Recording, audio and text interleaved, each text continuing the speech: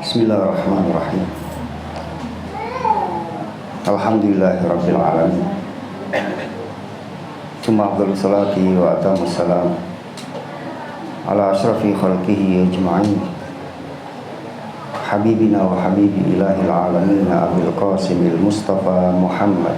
Allahumma sholli ala Muhammad wa ali Muhammad wa ajil Wa ala alihi tayyibin at-tahirin al-madhlumin al-ma'sumin. Bihim natawalla wa min a'daihim natabarra'u ila Allah ta'ala. Thumma ridha wa ridwan ala ashabihi al-mayamin al-muntajabin. Bismillahirrahmanirrahim. Allahumma kulli waliyyika al-hujjati ibn al-Hasan salawatuka alaihi wa ala abaihi fi hadhihi as-sa'ati wa fi kulli sa'ah waliyan wa hafizan wa qa'idan wa nasiran wa dalilan wa aina hatta tuskinahu arbaka tawa wa tumatti'ahu fiha tawila birahmatihi ya arhamar rahimin. Ikhwan dan akhwat sekalian, assalamualaikum warahmatullahi wabarakatuh. Waalaikumsalam warahmatullahi wabarakatuh. Puji syukur kehadirat Allah atas limpahan taufik, hidayah serta inayahnya, sehingga pada malam hari ini kita masih diperkenankan oleh Allah untuk memperingati nisfu Sya'ban yang kita ketahui ikhwan dan akhwat sekalian bahwa di dalam nisfu Sya'ban ada dua sisi yang berbeda. Sisi yang pertama dari sisi spiritual, di mana antara kita pengikut Ahlul Bait alaihi salatu wassalam dengan ikhwan kita Ahlus Sunnah tidak ada bedanya, bahwa nisfu Sya'ban adalah malam atau hari yang sangat-sangat sakral, di mana di situ kita ditekankan untuk banyak melakukan doa-doa, amalan-amalan, zikir, tasbih dan sebagainya, agar supaya Allah Subhanahu wa taala memberikan maghfirahnya kepada kita, sehingga nanti kita bisa masuk ke bulan suci Ramadan. Itu sisi pertama dari nisfu Sya'ban. Hanya saja ada sisi kedua, yang ini mungkin sedikit berbeda kita dengan ikhwan kita Ahlus Sunnah, bahwa bagaimana kita para pengikut Ahlul Bait alaihi salatu wassalam melihat nisfu Sya'ban bukan hanya dari sisi spiritual saja,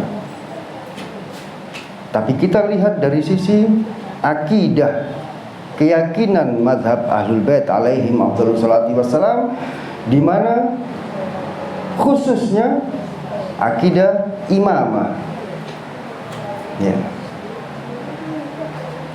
Sehingga hubungan antara dua sisi spiritual dan sisi akidah imamah ini tidak mungkin bisa dipisahkan menurut mazhab Ahlul Bait alaihi salatu wassalam. Sehingga dua sisi yang berbeda tapi saling menguatkan inilah yang menyebabkan kita jelas untuk apa kita duduk di sini memperingati malam nisfu Sya'ban. Untuk orang-orang di luar sana, sebagian mungkin akan menjadi tanda tanya besar. Ada apa dengan nisfu Sya'ban? Apakah hanya spiritual begitu saja? Banyak kegiatan-kegiatan mereka ternyata itu merupakan bagian dari bahwa mereka kehilangan jejak dari sisi yang kedua, yaitu sisi imamah. Kita yakini ikhwan dan akhwat sekalian, bahwa Allah Subhanahu wa taala ketika mensyariatkan sesuatu pasti ada sebabnya. Dan sebab kenapa nisfu Sya'ban begitu sakral, sangat-sangat muqaddas, sangat-sangat suci setelah Lailatul Qadar, adalah karena Allah Subhanahu wa taala mentakdirkan di malam nisfu Sya'ban lahirnya hujjah Allah yang terakhir, ya. Al-Imamul Mahdi ajalallahu ta'ala farjahu syarif ditakdirkan oleh Allah terlahir di nisfu Sya'ban. Sementara kita tahu, ikhwan dan akhwat sekalian, apa, bagaimana, dan siapa Al-Imamul Mahdi, yang semua, bukan hanya kaum muslimin, bahkan agama-agama di luar agama Islam, bahkan di luar agama Samawi, semuanya meyakini akan munculnya juru selamat terakhir di akhir zaman nanti. Entah itu penyebutannya Mahdi, entah itu sebutannya Mesias, atau penyebutannya juru selamat, Ratu Adil, atau apapun itu, hanya sebutan saja. Tapi yang jelas bahwa kemunculan sosok juru selamat akhir zaman itu kesepakatan semua umat manusia, dari golongan manapun, dari agama manapun, dan dari keyakinan manapun. Yang dalam kamus pengikut Ahlul Bait alaihim afdhalus sholati wassalam dan kamus Islam itu disebut dengan Al-Imamul Mahdi. Ya. Dua hal yang berbeda tapi memiliki keterikatan erat satu dengan yang lainnya. Makanya antum lihat di Indonesia sini ada orang-orang yang di kampung tertentu, umpamanya malam ini malam nisfu Sa'ban, masyarakat tidak boleh tidur, melean. Ada apa dengan nisfu Sa'ban sehingga mereka harus melean? Ada apa dengan nisfu Sa'ban sehingga mereka harus menghidupkan malam-malam ini dengan begitu? Apakah sisi spiritual saja? Sementara ada ritual-ritual yang lain yang kadang-kadang itu merupakan bagian dari budaya bangsa ini, yang mengarah pada kelahiran seseorang yang tidak diketahui siapa itu. Ini bukti bahwa betapa mereka kehilangan jejak akan kelahiran Al-Imamul Mahdi. Di sisi yang lain, ikhwan dan akhwat sekalian, kita sebagai pengikut Ahlul Bait alaihim afdhalus sholati wassalam yang berpegang teguh kepada hadis tsaqalain, ya, yang hadis ini muttafaq alaih, disepakati oleh Ahlus Sunnah maupun Syiah, bahkan di dalam kitab-kitab standar Ahlus Sunnah di Kutubus Sittah disebutkan bahwa kita diperintahkan untuk berpegang teguh kepada dua hal, yaitu Al-Quran dan Al-Itrah. Sementara Al-Quran dan As-Sunnah itu tidak ada dalam Kutubus Sittah, tidak pernah ada dalam Kutubus Sittah. Tapi aneh ketika mereka selalu mendengung-dengungkan bahwa kita harus berpegangan kepada Al-Quran dan As-Sunnah. Tunjukkan di Kutubus Sittah mana yang ada Al-Quran dan As-Sunnah. Tidak akan antum dapati itu. Di Kutubus Sittah, di Sahih Muslim disebutkan Al-Quran dan Al-Itrah, Ahlul Bait Rasul Sallallahu Alaihi Wasallam. Kita ambil yang di sini, bahwa bagaimana kita sebagai pengikut Ahlul Bait, kita punya komitmen, punya konsisten, berpegang teguh kepada Al-Quran dan As-Sunnah di malam semacam inilah, yang kita yakini bahwa Imam Mahdi telah lahir dan beliau adalah juru selamat akhir zaman dari keluarga suci Rasulullah Sallallahu Alaihi Wasallam, dari sulbi dan rahim Fatimah Zahra alaiha afdhalus salati wassalam. Yang ini semuanya riwayatnya ada di dalam kitab-kitab Ahlu Sunnah. Malam inilah beliau dilahirkan.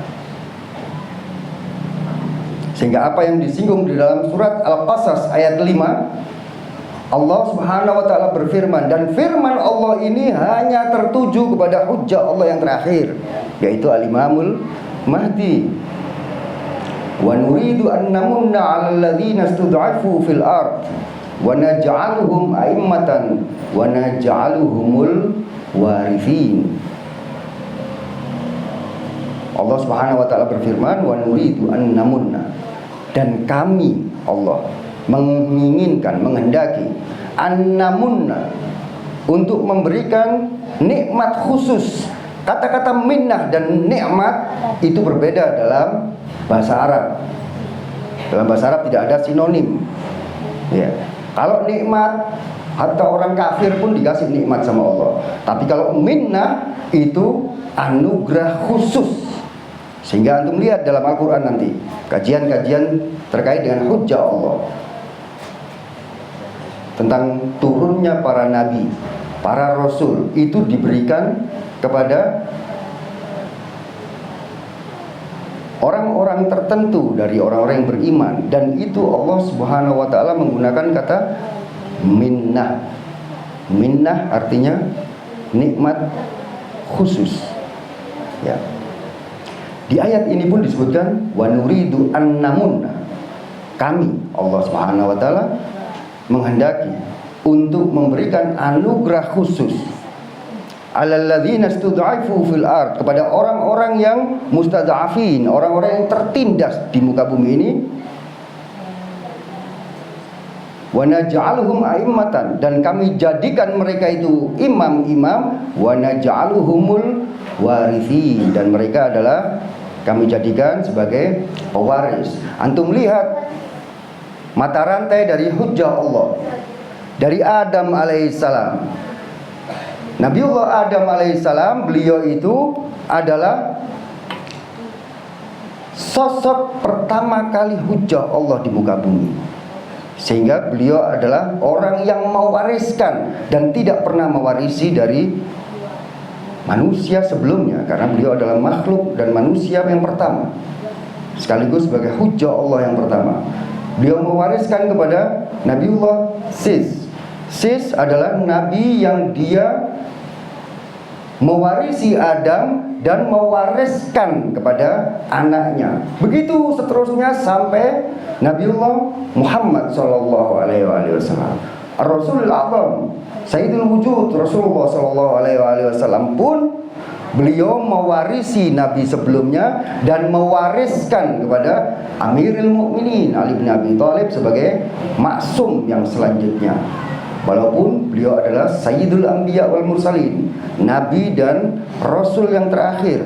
Ali bukan nabi, tapi maksum, masih terus mata rantainya berjalan. Sehingga Rasulullah mewarisi nabi-nabi sebelumnya dan mewariskan kepada Ali. Begitu juga Ali bin Abi Thalib, Amirul Mukminin, beliau mewarisi dari Rasulullah dan mewariskan kepada Al-Imam Hasan dan Imam Husain. Imam Husain mewarisi Imam Ali dan mewariskan kepada Ali Zainal Abidin. Dan seterusnya sampai datang Al-Imamul Mahdi. Karena beliau adalah hujjah Allah yang terakhir, maka beliau hanya sebagai pewaris saja dan tidak pernah mewariskan. Makanya dikatakan wa naj'aluhumul warithin, dan kami Allah jadikan dia ini, sosok Mahdi ini, sebagai pewaris dan tidak mewariskan. Ya. Sosok semacam inilah yang lahir di nisfu Sya'ban. Ya. Sehingga apa yang disinggung oleh Al-Imam Ja'far ibn Muhammad As-Shadiq alaihi afdhalus salatu wassalam, hubungan antara sisi spiritual dan akidah inilah akhirnya beliau mewasiatkan kepada kita.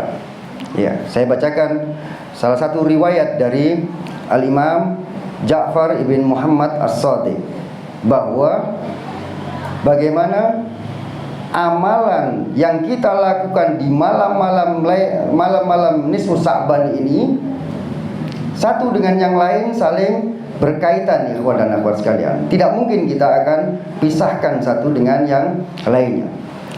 Dalam kitab Al-Ghaibah An-Nu'mani, An Abi Abdillah alaihi afdhalus salatu wassalam annahu qala, ya, Imam Ja'far Shadiq maksudnya Abu Abdillah. Beliau mengatakan, ala ukhbirukum bima la yaqbalullah azza wa jalla minal ibadi amalan illa bih. Apakah kalian mau aku kabarkan kepada sesuatu hal, ya, tentang sebuah amalan yang kalau tidak dengannya, tidak dengan didasari pada hal tersebut, maka amalan tersebut tidak akan bisa diterima oleh Allah Subhanahu wa taala. Fakultu, ya, maka aku katakan, bala, ya wahai Rasulullah, ya benar Rasulullah. Ini yang mengatakan Zurarah. Faqala, kemudian Imam Ja'far As-Shadiq menjelaskan, yang pertama, syahadatu an la ilaha illallah wa anna Muhammadan abduhu wa rasuluh wal iqraru bima amara Allah. Yang pertama adalah syahadatain, dua kalimat syahadat. Amalan apapun, ibadah apapun, kalau tidak didasari dengan dua kalimat syahadat, maka akan tertolak. Ya.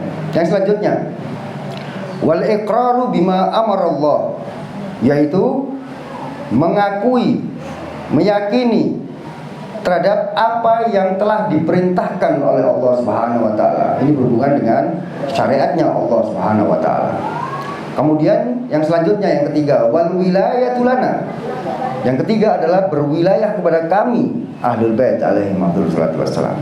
Yang selanjutnya, wal bara'atu min a'daina. Ini syarat yang keempat adalah lepas tangan, bukan hanya mencintai dan mengikuti Ahlul Bait, tapi juga harus baro'ah, lepas tangan dari musuh Ahlul Bait. Percuma kita mencintai Ahlul Bait tapi kita masih menganggap musuh-musuh Ahlul Bait sebagai kekasih kita. Tidak ada gunanya semacam itu. Bohong kalau kita mengatakan bahwa kita cinta bapak kita tapi kita juga cinta musuhnya bapak kita. Begitu juga dengan Allah. Kita cinta sama Allah tapi kita juga cinta sama iblis yang menjadi musuhnya Allah. Kita cinta sama Rasulul Azam sallallahu alaihi wasallam tapi cinta juga sama Abu Jahal dan Abu Lahab. Itu bohong. Sama, cinta sama Ahlul Bait tapi cinta juga kepada musuh-musuh Ahlul Bait itu sama dengan bohong. Ya. Yang selanjutnya, wat taslimu lahum. Ya. Bukan hanya cinta sama Ahlul Bait dan memusuhi musuh Ahlul Bait, tapi juga wat taslimu lahum. Pasrah kepada mereka. Ya. Ini penjabarannya panjang, tapi saya sebutkan saja ini syarat-syarat yang agar supaya ibadah kita di malam nisfu Sa'ban ini, baca doa kumel kita, tawassul kita, ataupun tasbih kita, sholawat kita, semuanya tidak sia-sia. Makanya pegangi 8 hal tadi yang disebutkan oleh Al-Imam Ja'far bin Muhammad As-Shadiq kepada sahabat Zurarah. Ya. Kemudian wal wara', ya, menjaga diri, wal istihad, dan bersungguh-sungguh, ya. Wat tumakninah, dan kemudian tumakninah itu maksudnya fokus betul-betul dia menjiwai. Yang terakhir, wal intidharul qaim alaihi salam, dan menanti al-qaim. Ini disampaikan oleh Al-Imam Ja'far As-Shadiq yang jauh hari dari kelahiran Imam Ja'far, dari Imam Mahdi. Beliau sudah mensyarati ini, menyebutkan bahwa bagaimana seorang Al-Imamul Mahdi pun masuk syarat yang disampaikan oleh Al-Imam As-Shadiq dalam penerimaan amalan yang kita lakukan ini di mata Allah Subhanahu wa taala. Ini yang harus kita pegangi, ikhwan dan akhwat sekalian. Oleh karenanya, kenapa sih dalam banyak riwayat-riwayat, banyak hadis-hadis yang disepakati Ahlus Sunnah maupun Syiah, redaksinya bermacam-macam tapi intinya satu, bahwa kita harus mengenal imam zaman kita. Ada redaksi yang mengatakan man mata bi ghairi imamin mata maitatan jahiliyah. Barang siapa yang mati tanpa memiliki imam, maka matinya mati jahiliyah. Di redaksi yang lain dikatakan Man mata walam ya'rif imam zamani mata maitatan jahiliyah. Barang siapa yang mati dan dia tidak mengenal imam zamannya, maka matinya mati jahiliyah. Di redaksi yang lain dikatakan man mata walaisa fi unuqihi bai'ah mata maitatan jahiliyah. Barang siapa yang mati dan di lehernya tidak ada baiat kepada imamnya, maka matinya mati jahiliyah. Dan banyak redaksi-redaksi yang lain. Intinya bahwa mati jahiliyah jelas akan bermasalah. Ibadah apapun yang dia lakukan, tapi kalau dia tidak mengenal imam zamannya, maka dia mati jahiliyah. Pertanyaannya sekarang, siapa imam zaman kalian? Imam zaman adalah imam yang sezaman dengan kita. Imam Ja'far Shadiq, imam dari Ahlul Bait, bukan imam zaman kita, karena beliau tidak sezaman dengan kita. Begitu juga dengan ikhwan kita Ahlus Sunnah, ketika mereka mengatakan bahwa Imam Syafi'i adalah imam zaman kita. Tidak bisa, mereka tidak bisa sezaman dengan Imam Syafi'i. Imam Ahmad bin Hambal juga tidak sezaman dengan orang-orang sekarang ini. Sebagaimana kita juga tidak sezaman dengan Imam Hussein, tidak sezaman dengan Imam Ja'far Shadiq, tidak sezaman dengan Imam Ali Al-Hadi. Maka mereka walaupun mereka adalah imam-imam kita, tapi bukan imam zaman kita. Nah, sekarang kita tanya kepada diri kita masing-masing. Antum yang Syiah, imam zaman antum siapa? Antum yang Ahlus Sunnah, imam zaman antum siapa? Kalau tidak mengenal imam zamannya, maka kembalikan kepada redaksi tadi itu. Na'udzubillah, jangan sampai kita mati jahiliyah karena kita tidak mengenal imam zaman kita, imam yang sezaman dengan kita. Itu definisinya imam zaman. Alhamdulillah, taufik dari Allah Subhanahu wa taala, kita mengenal imam zaman kita, yaitu Al-Imamul Mahdi Al-Muntadhar ajallallahu taala farajahu syarif. Jadi memperingati nisfu Sya'ban, salah satu bentuk perwujudan daripada dua sisi yang berbeda tadi. Sisi spiritual, kita banyak melakukan ibadah-ibadah, ya, ritual-ritual. Sisi yang lain, kita tajdidul bai'ah, kita memperbarui baiat kita kepada Imam Mahdi yang sudah terlahir di malam nisfu Sya'ban. Ya. Jangan sampai kita memisahkan satu dengan yang lainnya. Ya. Alhasil, ikhwan dan akhwat sekalian, yang selanjutnya yang perlu kita perjelas setelah kita sebagai pengikut Ahlul Bait alaihi salatu wassalam yang mengenal imam zaman kita, apa tugas penanti Al-Imamul Mahdi? Ya. Saya tidak akan menceritakan tentang sejarah kelahiran imam zaman, karena mungkin itu sudah berlalu, para asatid kita sudah menyampaikannya. Cuman saya melihat dari sisi yang lainnya yang ini memotivasi kita dalam konsep penantian. Karena kalau kita tidak mengenal imam zaman kita, ikhwan dan akhwat sekalian, pengenalan itu bukan hanya kenalan KTP-nya loh ya. Antum tahu bahwa Imam Al-Mahdi adalah Muhammad bin Hasan, lahirnya tahun 255 sekian. Nanti gaibnya, gaib sugronya sekian, gaib kubronya sekian, wakilnya. Bukan sekedar itu. Walaupun itu bagus, tetapi tidak cukup kalau kita antum mengenal itu. Karena para orientalis pun mereka juga paham ini. Ya. Orang-orang yang tidak suka terhadap Syiah pun mereka baca sejarah Imam Mahdi versi Syiah. Tapi yang dikehendaki dalam pemahaman dan mengenal imam zaman itu lebih dari sekedar mengenal sejarah dan KTP-nya saja. Ya. Walaupun itu penting, bapaknya siapa, ibunya siapa, ya kan? Lahir jam berapa, kenapa lahirnya kok menjelang subuh. Itu semuanya bagus untuk kita baca sendiri saja. Sudah banyak buku-buku yang menjelaskan tentang itu.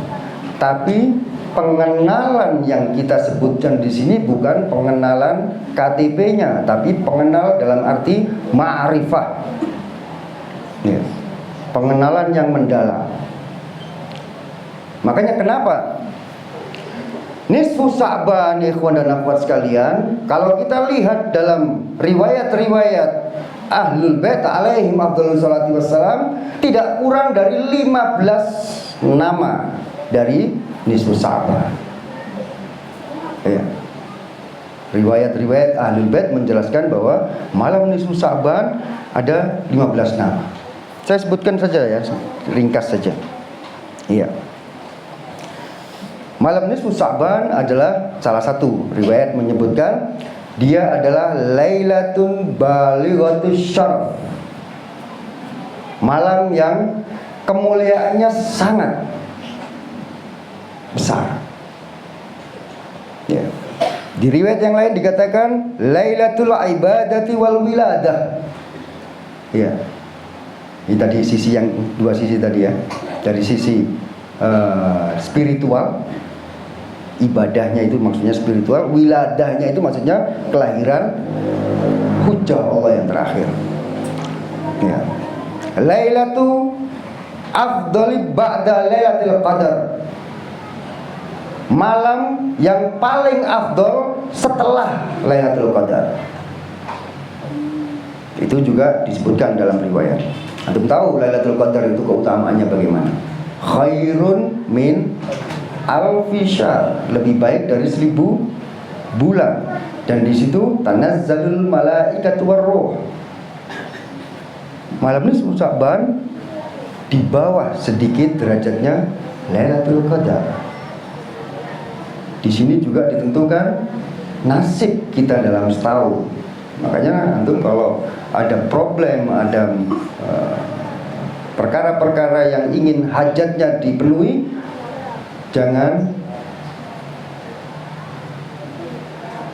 lalai di malam Lailatul Qadar. Manfaatkan Lailatul Qadar dan malam nisfu Sa'ban dengan sangat-sangat tulus antum berdoa. Insyaallah Allah akan kabulkan. Nama yang lain adalah Lailatul Manhi wal Minan. Ya. Lailatul Manh, malam pemberian dan anugerah. Manah artinya siapapun akan dikasih, tapi minnah buat orang-orang mukmin yang betul-betul iman. Ya. Lailatul Maghfiratil Kubra, malam pengampunan yang besar. Terus malam At-Tasbihul Katsir, dan seterusnya. Saya akan menjelaskan satu persatu. Intinya bahwa di dalam nisfu Sa'ban, nama-nama yang begitu banyak itu menunjukkan bahwa betapa mulia dan agungnya nisfu Sa'ban. Dan hujjah Allah yang terakhir dilahirkan di malam nisfu Sa'ban. Ya. Sehingga antum semuanya yang ditakdirkan oleh Allah terlahir di zaman-zaman seperti sekarang ini, bukan di zaman Rasulullah, zaman tabi'in, tabi'in ataupun imam-imam mazhab saat itu. Tidak, antum terlahir di sekarang ini, hidup di sekarang ini, maka antum yang menjadi imam zaman antum adalah Al-Imamul Mahdi ajallallahu ta'ala maruja'u syarif. Jadi tugas antum akan berbeda dengan para sahabat Rasul. Tugas antum akan berbeda dengan para tabi'in. Tugas antum akan berbeda dengan tabi'in. Dan orang-orang yang sezaman dengan imam-imam maksum sebelum Imam Mahdi. Bahkan antum pun berbeda dengan orang-orang yang Syiah di zaman 4 wakil Imam Mahdi itu. Karena itu masih ghaibah sughra. Sementara antum ghaibah kubra. Tugas kita akan berbeda. Ya. Makanya saya lebih menekankan kepada apa tugas penanti. Yang pertama yang sangat-sangat penting ikhwan dan akhwat sekalian adalah kita harus meningkatkan pengenalan kita kepada Al-Imamul Mahdi. Ikhwan, sehebat-hebatnya sekarang ini, mau ayatullah siapapun, mau marja manapun, untuk mengenal seorang maksum, mustahil dia akan bisa mengenal maksum selayaknya beliau dikenal secara 100%. Apalagi kita yang awam, yang banyak dosa, banyak maksiat, untuk mengenal Imam Mahdi yang beliau adalah perwujudan dari datuknya Rasulullah SAW di zaman ini, kita mustahil akan mengenal Imam Mahdi 100%. Mustahil. Tapi kita harus berusaha. Makanya kenapa tugas kita dalam penanti sekarang ini adalah kita meningkatkan terus, ya kan? Ini ada tingkatan terus. Kita tingkatkan terus pengenalan kita kepada sahibul asri wal zaman. Usahakan. Entah dengan hadir acara-acara semacam ini, entah antum membaca, melihat YouTube ataupun yang lain-lainnya. Tingkatkan terus. Ya. Hikmah-hikmah di balik kelahirannya, hikmah-hikmah di balik kemunculan kegaibannya, baik gaib subro, kubro dan seterusnya, kenali. Ya. Karena pepatah mengatakan apa? Tak kenal maka tak sayang. Semakin kenal maka semakin sayang. Kalau sudah sayang, semakin sayang akan semakin punya keterikatan. Semakin antum kenal, maka semakin sayang sama Imam Mahdi. Semakin sayangnya naik, maka keterikatan antum kepada beliaunya pun akan naik. Kalau sudah memiliki keterikatan yang tinggi, maka apa? Antum siap berkorban pada beliau. Kenapa kita selama ini ikhwan dan akhwat sekalian tidak siap berkorban demi Imam Mahdi? Karena apa? Karena kita belum punya keterikatan pada beliau. Kenapa belum punya keterikatan pada beliau? Karena sayang kita masih rendah. Kenapa sayang kita masih rendah? Karena pengenalan kita kepada Imam Zaman juga masih minim. Sehingga kalau kita diminta untuk pengabdian kepada Imam Mahdi, entah itu pengabdian mengeluarkan sedikit harta kita mengeluarkan sedikit tenaga kita keluar untuk pikiran kita keluarkan, itu malas. Padahal ini semuanya dalam rangka untuk penantian Imam Mahdi. Kenapa kita melakukan malas dengan semua itu? Karena kita tidak punya keterikatan sama beliau. Sayang kita kepada beliau minim. Efek dari apa? Pengenalan kita kepada beliau juga sangat-sangat rendah. Makanya kenapa harus kenal betul-betul kepada Al-Imamul Mahdi. Tingkatkan terus. Tidak ada kata ana sudah paham, belum tentu. Siapa itu? Hatta seorang ayatullah siapapun tidak pernah mengatakan pengenalan saya kepada Al-Imamul Mahdi sudah mentok. Itu tidak ada. Tidak ada yang berani mengatakan semacam itu. Karena la ya'riful ma'sum illal ma'sum.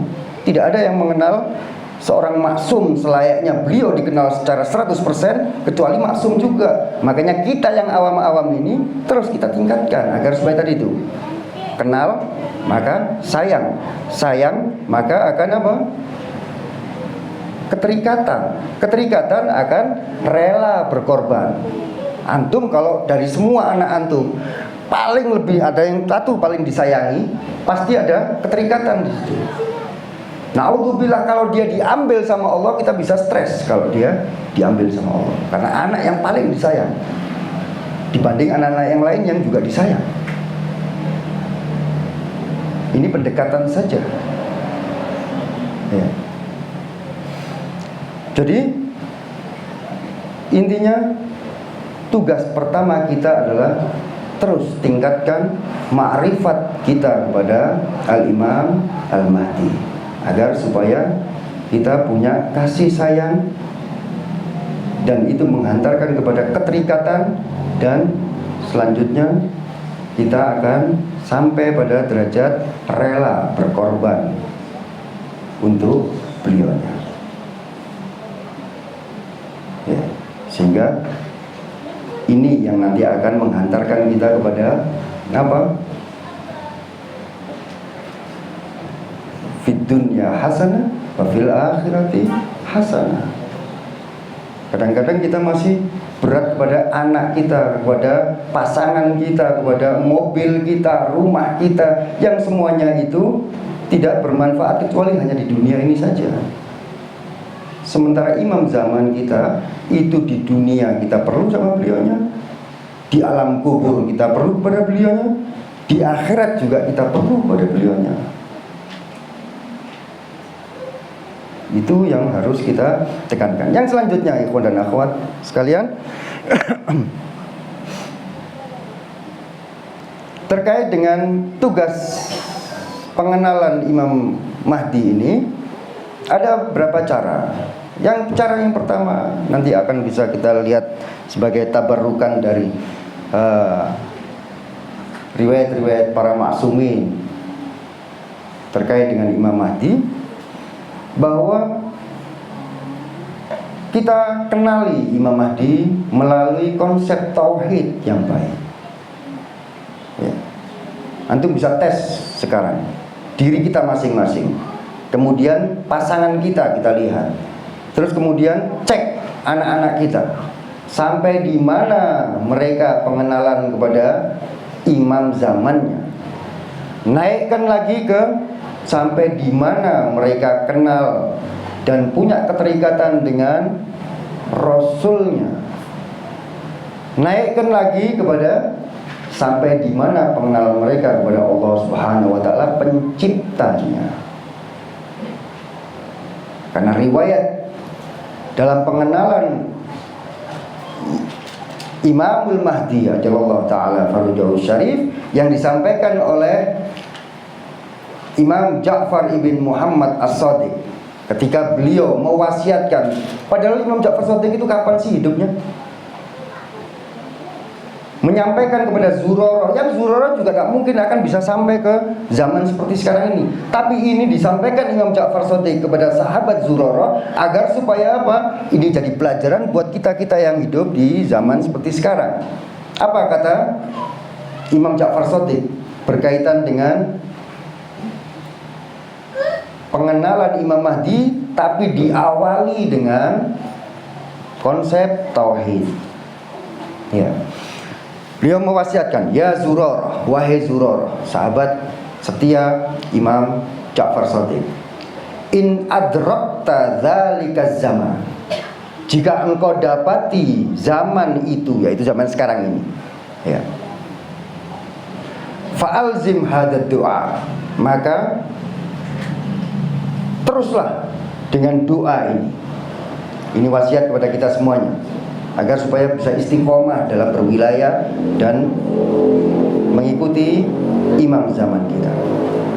Apa doanya? Doa yang kita sering sebutkan. Dikatakan, Allahumma arifni nafsak, fa innaka illam tu'arifni nafsak lam a'rif rasulah. Ya Allah, kenalkanlah dirimu kepadaku, karena jika engkau tidak mengenalkan dirimu kepadaku, maka aku tidak akan mengenal Rasulmu. Karena Allah zat yang maha sempurna, mustahil akan menunjuk Rasul yang tidak sempurna. Itu jelas. Allah zat yang maha bijaksana, mustahil akan sembrono untuk memilih Rasulnya sembarangan. Sehingga dikatakan dalam Al-Quran, Allah a'lamu haitsu yaj'al risalatahu. Allah lebih tahu di mana risalah itu akan diletakkan. Tidak mungkin Muhammad itu orang ecek-ecek, sehingga Allah menjadikan beliau sebagai Sayyidul Anbiya wal Mursalin. Kalau kita merendahkan derajat Rasulullah, berarti ketahuilah kita bermasalah dalam konsep tauhid kita. Kalau kita menganggap Muhammad ibn Abdillah manusia biasa seperti orang-orang yang lain, yang bisa putus asa, bisa mau bunuh diri, bisa kena sihir, bisa kena melakukan hal-hal yang tidak baik, akhlaknya buruk, maka ketahuilah berarti orang yang mengatakan itu konsep tauhidnya bermasalah. Dia melecehkan bukan hanya Rasulullah, tapi melecehkan Allah Subhanahu wa taala. Karena kalau kita mengenal Allah dengan baik, maka kita juga akan menghantarkan kita kepada pemahaman Rasul yang baik. Dilanjutkan, Allahumma arifni rasulak. Ya Allah, kenalkanlah kepada diriku Rasulmu. Fa innaka illam tu'arifni rasulak lam a'rif hujjatak. Karena jika engkau tidak mengenalkan pada diriku siapa Rasulmu, maka aku tidak akan mengenal hujjahmu. Jadi karena Rasulullah adalah sayyidul wujud, penghulu makhluknya Allah di alam semesta ini, makhluk terbaiknya Allah Subhanahu wa taala, maka wakilnya beliau itu tidak mungkin orang yang ecek-ecek, tidak sembarangan. Kalau antum ini seorang yang alim, betul-betul bijak, belum cerdas, betul-betul mau menjadikan wakil antum orang yang ketemu di jalanan yang tidak jelas orang, tidak mungkin. Seorang rektor perguruan tinggi akan ngambil asal comot begitu sebagai wakil rektor. Sebodoh itukah rektor? Seorang direktur perusahaan yang sangat terkenal dan besar akan ngambil orang sembarangan begitu saja sebagai wakilnya? Tidak mungkin. Akal kita juga memikirkan semacam itu, bisa menghukuminya. Bagaimana mungkin Sayyidul Wujud Rasulullah SAW juga akan mengambil wakil yang ecek-ecek? Tidak mungkin. Karena beliau adalah dutanya Allah Subhanahu wa taala, maka Rasul akan mengambil wakilnya dengan persetujuan Allah Subhanahu wa taala. Makanya kalau kita mengenal Allah, akan mengenal Rasul dengan baik. Mengenal Rasul dengan baik akan mengantarkan kita mengenal hujjahnya Allah dengan baik. Hujjah Allah maksudnya wakilnya baginda Rasulullah SAW.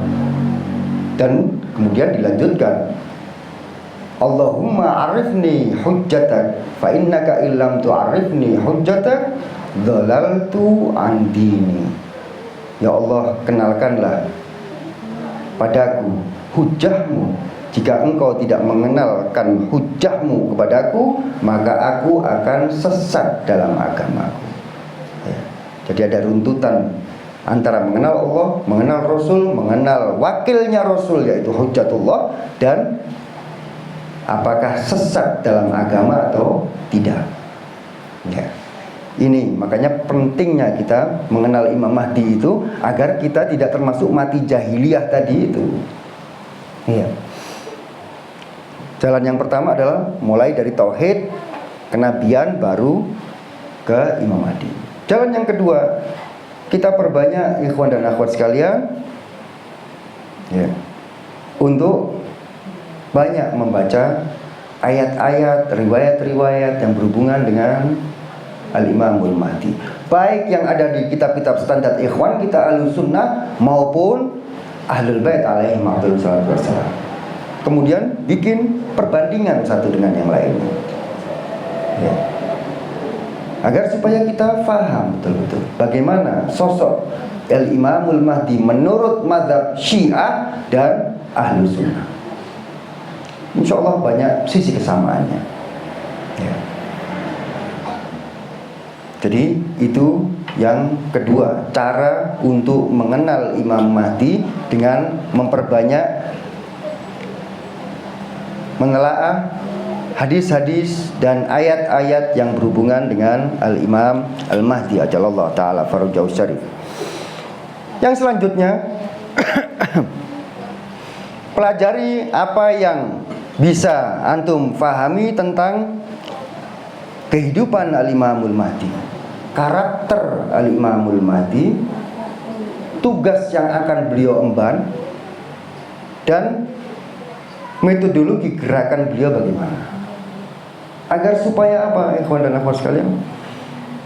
Agar supaya minimal kita sebagai orang-orang yang mengaku sebagai pecinta Imam Mahdi, mengaku sebagai penanti Imam Mahdi, yang pertama adalah agar supaya kita terus berusaha, sekali lagi berusaha untuk meningkatkan iman dan takwa kita. Ya.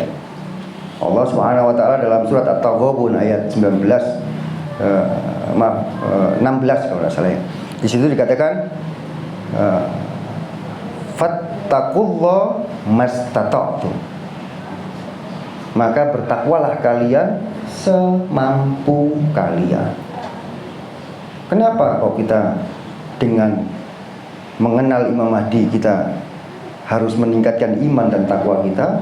Karena yang kita ikuti ini orang yang imamul muttaqin, imamnya orang yang bertakwa. Beliau adalah Amirul Mukminin di zaman ini, pemimpinnya orang-orang beriman. Lah kalau kita ini tidak bertakwa dan beriman, apa mungkin kita bisa mengikuti beliaunya? Jangan-jangan kita malah yang diperangi beliau karena kita bukan orang yang bertakwa. Ini yang harus kita jadikan renungan. Makanya kita harus berusaha. Sekali lagi berusaha. Mastata'tum, semampu kalian, bukan haqqa tuqatih. Ya kan? Karena ittaqullah haqqa tuqatih itu hanya maksumin yang bisa mewujudkannya. Bertakwa selayaknya takwa itu 100%, itu hanya maksumin yang bisa mewujudkannya. Sementara kita cukup dengan At-Taghabun 16 tadi itu. Fattaqullaha mastata'tum. Bertakwalah kalian semampu kalian. Ya. Agar supaya kita nanti dilirik sama Imam Mahdi, kita diakui sama Imam Mahdi. Yang selanjutnya, karena kita tahu karakter Imam Mahdi, tugas Imam Mahdi dan gerakan beliau bagaimana, maka apa? Agar supaya kita bisa berperan dalam meringankan tugas-tugas beliau sebelum beliau muncul dalam perbaikan masyarakat ini. Apa yang bisa kita lakukan demi membantu Imam Mahdi? Ya. Makanya sebagai penutup ikhwan dan akhwat sekalian, ana akan sampaikan beberapa riwayat dari para maksumin Rasulullah dan imam-imam suci Ahlul Bait terkait dengan terapan apa yang saya sampaikan tadi. Yang pertama, bahwa bagaimana Rasulullah SAW, ini saya ambil dari kitab-kitab pengikut Ahlul Bait tentunya ya, dari pengikut Syiah. Ya. Rasulullah SAW menjelaskan bahwa sebaik-baik ibadah adalah penantian Al-Imam Mahdi. Sementara di sisi yang lain, Al-Imam Muhammadul Jawad ya, menjelaskan bahwa sebaik-baik amalan adalah menanti Al-Imam Al-Mahdi. Rasulullah SAW dalam kitab Biharul Anwar menyebutkan afdalul ibadati intidharul faraj. Sebaik-baik ibadah adalah menanti Al-Imamul Mahdi. Sebaik-baik ibadah. Ya, antum paham sendiri apa itu ibadah. Walaupun ibadah bukan hanya sekedar ritual, tapi mencakup ritual dan sosial. Makanya malam sekarang ini kita jadikan malam ini bukan hanya untuk senang-senang.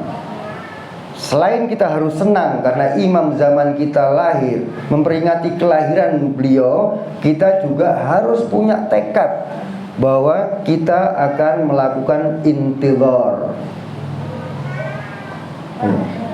Berkali-kali saya sampaikan bahwa menanti Imam Mahdi tidak seperti kita nunggu kereta api atau nunggu bis, bisa sambil jagongan, sambil ngerokok, sambil ngopi. Tidak. Menanti Imam Mahdi dengan berbuat dan melakukan pengabdian kepada beliaunya, bukan hanya iseng-iseng saja. Ya. Makanya Imam Jawad mengatakan afdalu a'mali syiatina intidharul faraj. Sebaik-baik perbuatan syiahku adalah menanti al-faraj. Ini dalam kitab Muntakhabul Athar. Ya. Perbuatan syiahku, sebaik-baik perbuatan syiahku ini yang harus digarisbawahi adalah intidharul faraj. Jadi menanti. Buat orang-orang Syiah yang ingin menanti Imam Mahdi harus berbuat. Ya. Kemudian Al-Imam Ja'far ibn Muhammad As-Shadiq ketika menjelaskan tentang apa sih harga yang ada dalam penantian ini apa? Kenapa kita harus fahami apa yang disampaikan Imam Ja'far Shadiq ini, ikhwan dan akhwat sekalian, agar supaya antum faham bahwa ketika antum mengklaim diri antum sebagai Syiah Ahlul Bait, maka antum berbeda dengan yang lainnya. Antum punya tugas dalam penantian ini. Dan penantian ini tidak bisa leha-leha, antum tenang-tenangan saja, tidak mungkin. Antum harus bergerak, melakukan sesuatu. Menjadi Syiah itu tidak bisa soft talk, buat rahasia-rahasian gitu, buat ya iseng-iseng begitu aja tidak bisa. Mazhab ini bukan mazhab tenang-tenangan. Antum lihat sejarah Rasulullah. Sayyidah Fatimah Zahra alaiha afdhalus sholati wassalam, seorang perempuan yang beliau bukan imam, tapi beliau terus bergerak. Apalagi imam-imam maksum. Tidak ada istilahnya leha-leha, walaupun bukan berarti terus serius terus. Sudah ya jalan-jalan ya monggo, ngopi ya monggo ya. Iya. Stres kalau orang terlalu streng terus semacam itu. Tapi bermadzhab Ahlul Bait itu tidak bisa tenang-tenangan. Ya. Makanya Imam Ja'far Shadiq mengatakan apa? Kita harus terus bergerak. Kalaupun sebelum Imam Mahdi datang, kemudian kita meninggal. Antum lihatlah saudara-saudara kita yang kemarin meninggal, sebelumnya tahun kemarin meninggal, 2 tahun, 3 tahun yang lalu meninggal, bahkan di Covid kemarin juga ada yang meninggal. Terus bagaimana mereka? Kalau mereka selama ini aktif dalam penantian, maka Imam Ja'far Shadiq tidak akan melihat dengan kacamata sia-sia. Beliau katakan, fa'in mata, ya, jika seseorang itu mati, wa qamal qa'imil ba'dah, kemudian Al-Imamul Mahdi datang setelah kematiannya, kana lahu minal ajr, maka dia pun yang mati duluan tadi sebelum Imam Mahdi datang, dia juga akan dapat pahala mislu ajri man adrakahu, sebagaimana pahala orang yang mendapati Al-Imamul Mahdi. Kita punya ikhwan-ikhwan yang sudah meninggal itu, kalau mereka selama ini aktif dalam penantian Imam Mahdi, terus beliau mati sementara Imam Mahdi belum muncul, ketika beliau muncul maka pahala orang itu sama seperti orang yang mengabdi ke Imam Mahdi macam itu. Makanya kita harus bergerak terus. Buktikan kepada sahibul zaman Al-Imamul Mahdi dan datuk-datuk mulia beliau bahwa kita cinta kepada beliau dan melakukan penantian dengan melakukan gerakan. Kalaupun kita ditakdirkan mati tidak ketemu Imam Mahdi, maka pahalanya minimal akan sama dengan orang-orang yang mengabdi ketika beliau muncul kan. Makanya kemudian Imam Ja'far Shadiq memerintahkan apa? Fajiddu, maka bersungguh-sungguhlah kalian, wantadhiru, dan tunggulah kalian, hani'an lakum, selamat buat kalian, ayatuhal isabatul marhumah, wahai orang-orang yang tersisa yang mendapat rahmat dari Allah. Orang yang aktif dalam penantian itu tidak banyak, ya kan? Pengikut Imam Mahdi ada tidak banyak kan? Pengikut mazhab Ahlul Bait tidak banyak. Diperas lagi semakin kecil, semakin kecil. Ya. Makanya kita harus bersungguh-sungguh. Ini perintah, fajiddu, bersungguh-sungguhlah kalian, wantawiru, nantilah.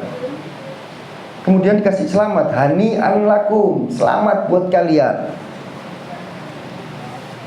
Kalaupun kita mati ternyata sekarang ini, besok saya mati, lusa saya mati, saya tidak akan khawatir kalau saya aktif dalam penantian. Karena apa? Pahala saya tidak akan kalah dengan orang-orang yang akan mengabdi kepada Imam Mahdi ketika beliau muncul nanti. Ini janjinya Imam Ja'far Shadiq ya, dalam kitab Ghaibah An-Nu'man ya.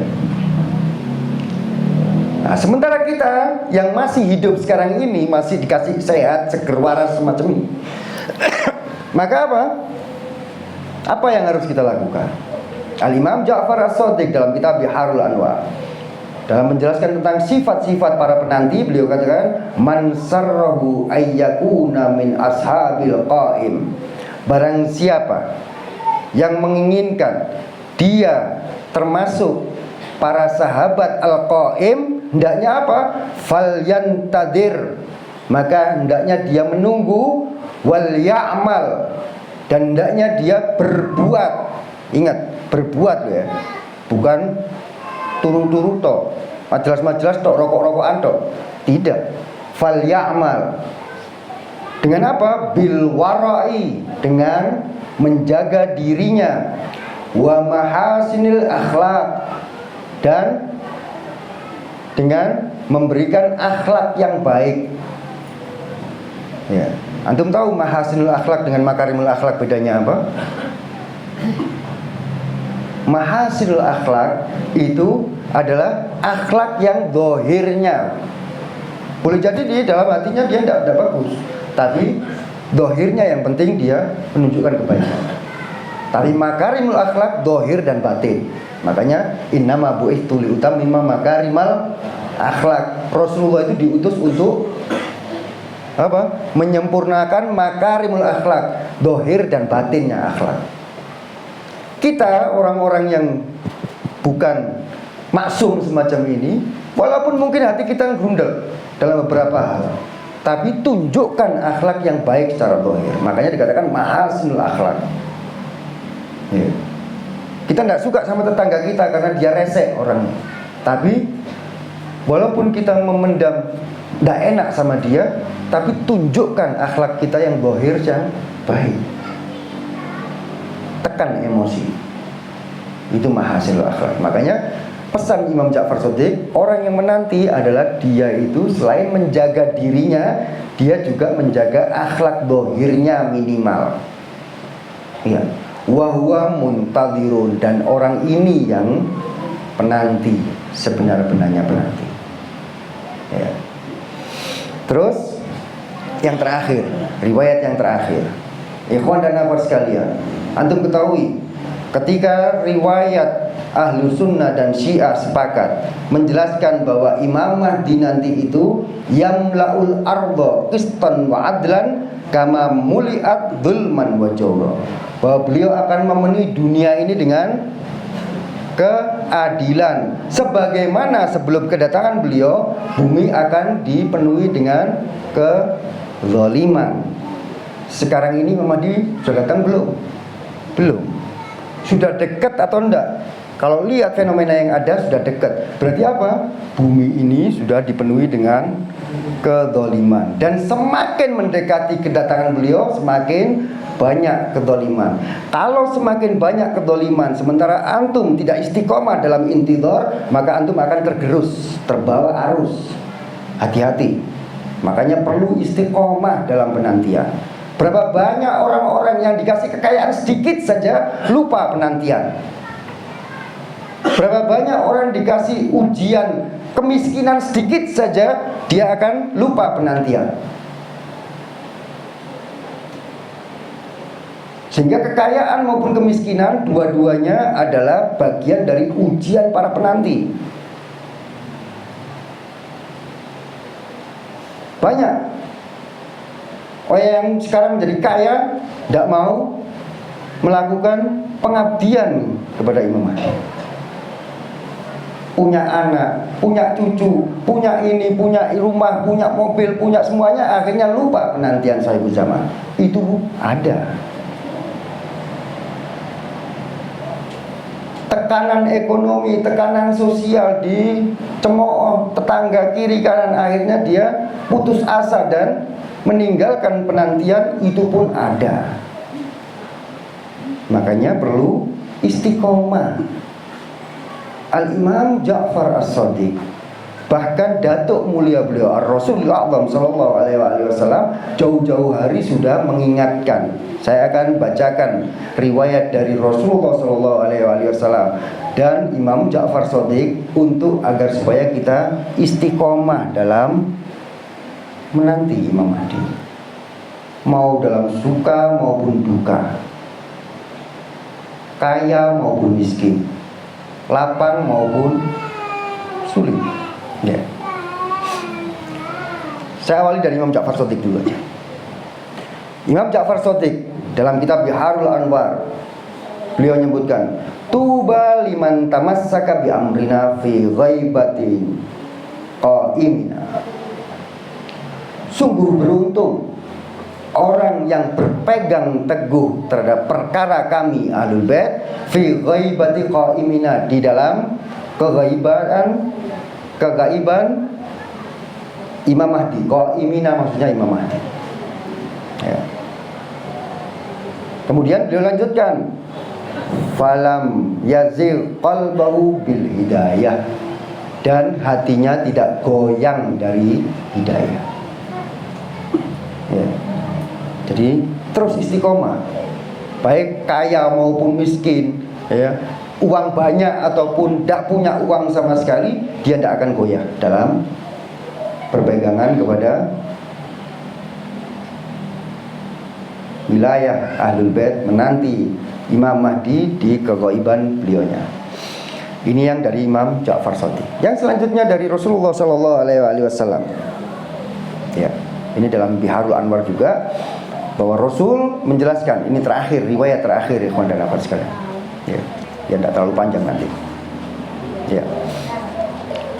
Tuba lis-sabirina fi ghaibati.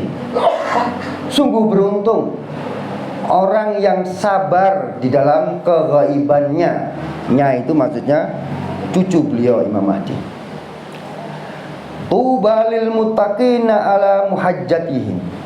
Ya. Sungguh beruntung orang-orang yang bertakwa yang terus di relnya mereka. Ya. Ulaika wasafahumullah fi kitabih. Mereka-mereka ini, ya, yang mereka itu sabar di dalam keghaiban, dia istiqomah tetap di dalam ketakwaan dan menjaga rel, garis relnya itu tidak keluar dari relnya. Mereka ini yang disinggung oleh Allah Subhanahu wa taala dalam ayat ini, Rasulullah yang menjelaskan, walladzina yu'minuna bil ghaib, yaitu orang-orang yang mengimani gaib. Antum lihat dalam apa? Di awal Al-Baqarah kan, alladzina yu'minuna bil ghaib, orang-orang yang beriman kepada gaib. Orang-orang yang ini tadi. Waqala, kemudian Rasulullah menambahkan, ada ayat yang mengatakan ulaika hizbullah, mereka itu adalah hizbullah. Ala inna hizbullahi humul muflihun, bahwa hizbullah itu adalah orang-orang yang beruntung. Ya. Intinya ikhwan dan akhwat sekalian, kenalilah Imam Mahdi semaksimal mungkin, semampu kita, agar supaya sayang kita kepada beliau, ya, keterikatan kita kepada beliau dan pengorbanan kita kepada beliau itu benar-benar akan tulus. Tanpa mengenal Imam Mahdi dengan baik, mustahil itu semuanya kan. Sehingga banyak orang-orang yang goyang sekarang ini mendekati kemunculan beliau. Banyak orang-orang yang walaupun zahirnya Syiah, tapi ternyata tidak melakukan penantian karena semacam pemahaman mereka, pengenalan mereka terhadap Al-Imamul Mahdi itu tidak sesuai dengan kriteria yang ada, sehingga mudah karena dikasih kekayaan. Mereka lupa ditekan dengan tekanan ekonomi, sosial dan politik, mereka akhirnya juga berubah. Semoga Allah Subhanahu wa taala menjadikan kita sebagai pecinta-pecinta sejati Al-Imamul Mahdi dan penanti-penanti beliau sampai akhir hayat kita. Billahi taufiq wal hidayah. Wassalamualaikum warahmatullahi wabarakatuh.